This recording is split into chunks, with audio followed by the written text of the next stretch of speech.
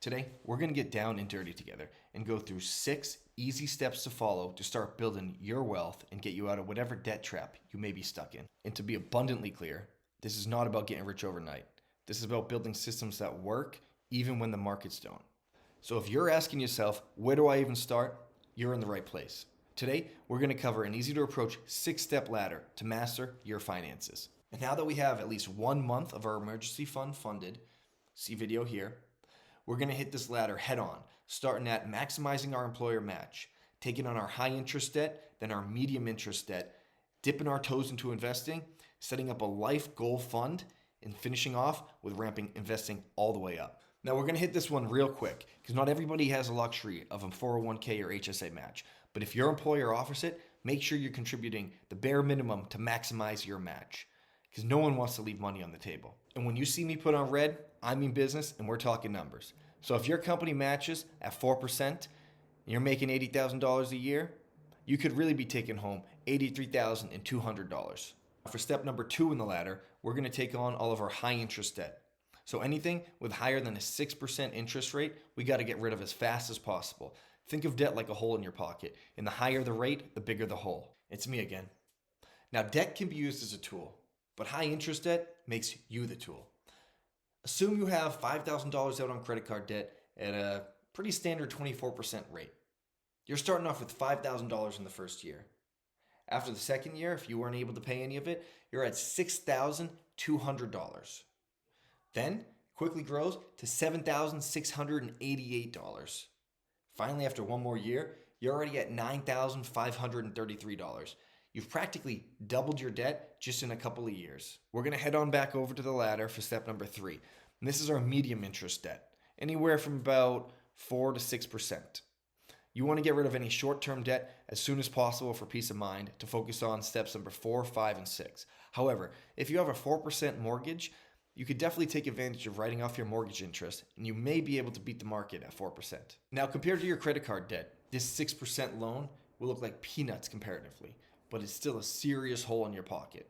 And if you take $5,000 out, that same amount, at 6%, after the first year, it's going to be $5,300.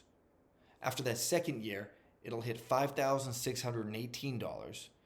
That third year, $5,955. And just after 4 years, you've accumulated over $1,000 in debt. And now that we got rid of all that debt, it's going to be wicked fun on step number 4 of the ladder. We're going to open up our very first Roth IRA together. IRA standing for Individual Retirement Account. And this is money you shouldn't plan on touching until you retire. Quick disclaimer. Roth IRAs have limits and age-based rules. More to come in our upcoming Roth IRA video. So head on over to something like Fidelity Investments, Merrill Lynch, or E-Trade and put your first deposit in. What's awesome about a Roth IRA is that you're not taxed on the gains. Now, what does that mean? Let's look at the example. We're going to look at a side-by-side comparison of a Roth IRA to a regular brokerage account, and we're going to see what the tax impact will be if we doubled our money on a $7,000 investment. As you can tell, our Roth IRA, we gain $7,000 and get to pocket all of it. But if we were to grow that $7,000 in a brokerage account, we'd owe a 15% long-term capital gains tax, draining our profits of over $1,000. Now that we're taking advantage of tax-free earning, we want to hit step number 5 and start feeding our life goal fund. We all have big expenses coming up, whether it's a new car, new house, or you're getting married. Congratulations.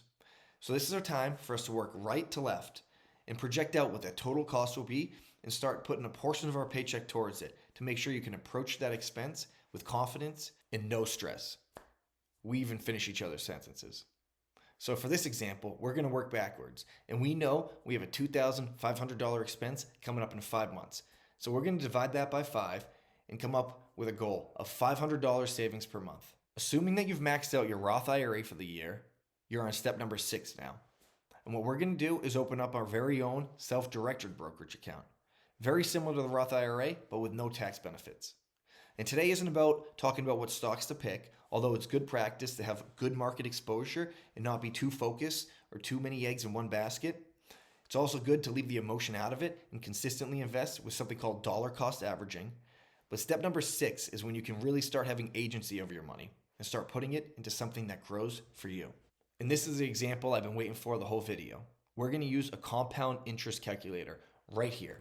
We're going to start with $1,000, put $1,000 away each month for 30 years, and assume an 8% interest rate. And I'm going to let the numbers speak for themselves. But as you can see, we're putting in just over 350 grand over 30 years. We've let that money grow to almost $1.4 million. So whether you're on step 2, 4, or maybe even 6, I'm grateful that you're here and part of the journey.